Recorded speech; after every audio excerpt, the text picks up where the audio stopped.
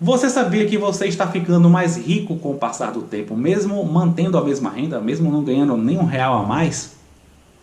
Como isso é possível? Esse cara tá doido. Não, na verdade isso é bastante óbvio, ou deveria ser, só que não é para a maioria das pessoas.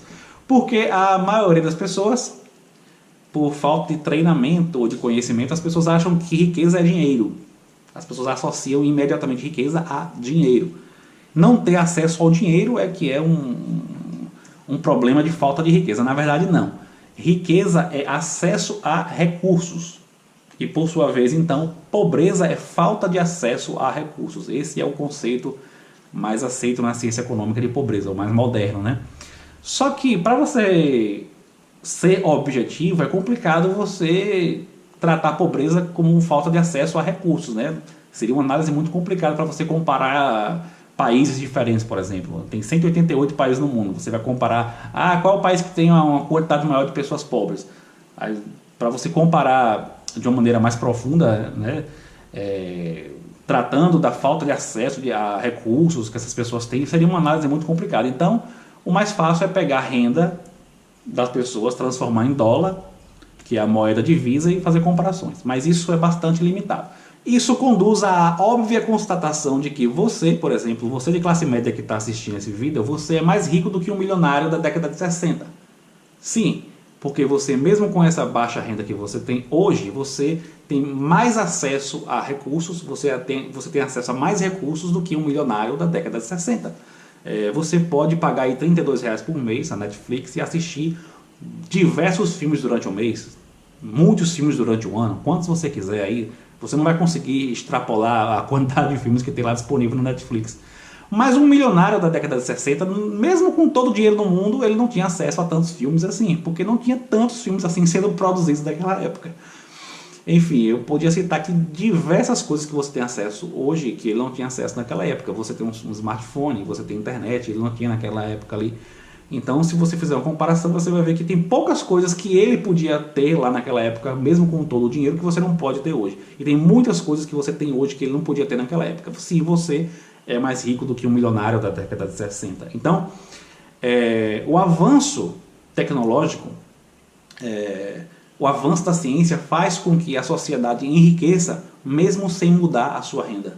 E não precisa ir muito longe. Década de 90, eu era criança na época, eu lembro que a gente meio que media a condição financeira da família pelo que ela tinha em casa. Você chegar na casa da pessoa, se tivesse lá computador, home theater, TV por assinatura, aparelho de TV acima de 20 polegadas, né, que era o trambolhão de tubo de imagem, era muito caro, né, TV de 29 ou 32 polegadas.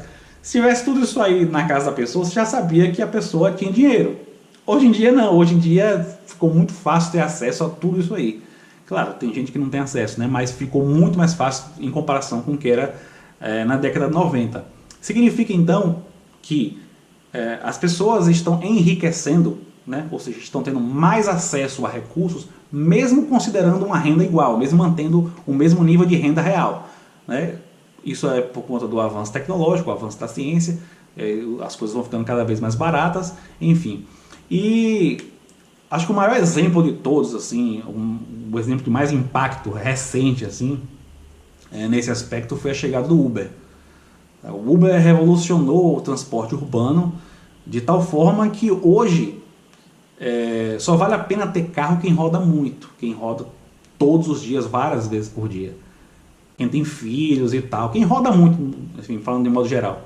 O sujeito que roda pouco não vale mais a pena ter o seu carro próprio, porque a tecnologia barateou muito, assim, reduziu muito o preço do transporte urbano. Antes era táxi, né? O problema do táxi, além de ser uma espécie de cartel, né?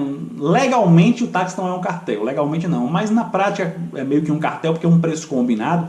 Além de ser preço combinado, tinha a questão da redução da oferta provocada pela burocracia, né? Você tem que comprar a licença e é muito cara para você rodar de táxi. Aí você tem redução da oferta, cartel, entre aspas, e aí você tem também o problema da falta de tecnologia, né? O táxi você liga, ele vai na sua casa ali buscar, faz a corrida, depois volta para a central. Ele faz 3 corridas, na verdade, né? Como era o esquema antigamente. Hoje em dia o Uber localização via satélite, você chama o Uber, ele já está próximo de você, leva você e fica no local esperando uma outra corrida. Então ele faz na prática uma corrida apenas, né? Isso reduz o custo de transporte. Então foi a tecnologia que reduziu o custo do transporte com a chegada do Uber. E o Uber está permitindo que as pessoas tenham muito mais conforto no transporte urbano, porque as pessoas que não têm condição de ter carro, elas podem pegar Uber e ter um conforto igual àquelas pessoas que têm carro. Afinal de contas, ela está andando de carro, né? Isso é acesso a recursos. Diversas pessoas que não têm a menor condição de ter um carro, de manter um carro, estão pegando Uber direto, quase não pega mais ônibus. Isso é enriquecimento. Então sim, você está ficando mais rico com o passar do tempo, mesmo considerando a renda igual. Pois é, o capitalismo faz com que as pessoas fiquem mais ricas mesmo mantendo a mesma renda. Isso não quer dizer que antigamente não acontecia. Claro, acontecia em outros modos de produção. Na Idade Média, o feudalismo, claro, existia a evolução tecnológica, só que numa velocidade muito menor, gigantescamente menor, né? No capitalismo, a velocidade é exponencialmente superior do avanço tecnológico, enfim.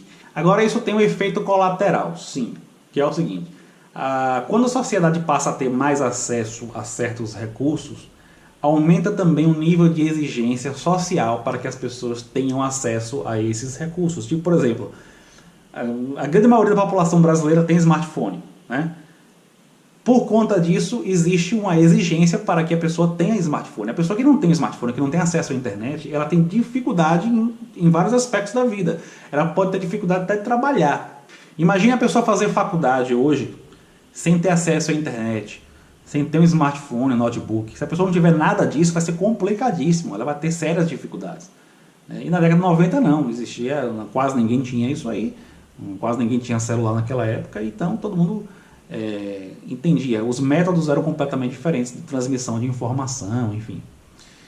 Então esse é o efeito colateral, aumenta a exigência para que você tenha certos recursos, né? Só vive bem hoje quem tem um smartphone, que tem internet em casa, quem tem internet, dados móveis também, pelo menos um notebook em casa também. Fora isso, a pessoa vai ter algumas dificuldades ou até mesmo sérias dificuldades. Compartilhe bastante esse vídeo nas redes sociais, inscreva-se no canal, clica no sininho para receber as notificações se você já é inscrito.